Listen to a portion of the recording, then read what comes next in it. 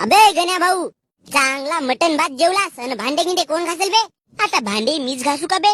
हा मग का तू नाही तर कोण घासल का फक्त खावाला? का भोसडीच्या मला खावाला खावाला म्हणतास बे? अशी किती मटन वाढले बे मला? 2 ठुशे? 2 किलो मटन मधून तर मला फक्त 2च ठुशे वाढले बे. बाकीचे तर तुम्हीच सपाटल्या. हा तर आम्ही खाऊन नाही तर का बे? 200 रुपये दिलून ना. तू किती दिलास? 20 रुपये?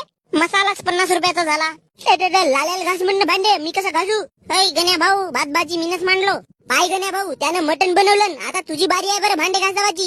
आईचा भुकटचा खावाचा ना रावाचा असा करावाचा असेल तर पुढेपासून तू पार्टीत नको राहू. तर ठीक आहे, नाही राहत पुढेपासून मी पार्टीत. हा तर नको राहू ना, पण आता पहिले भांडे घास तू, मग जा खोडी जाऊ मरतेस तर. अबे तर मला आता पुढेपासून पार्टीतच नसे रावायचं तर आता काय भांडे घासू बे मी? तुझ्या कानाखाली 2 शकतो गण्या भाऊ. म्हणजे आता नुसते भांडे नाही घासलो म्हणून तू मला 2 मारशील? मी 2 मारतो, 4 होऊन जातात घे.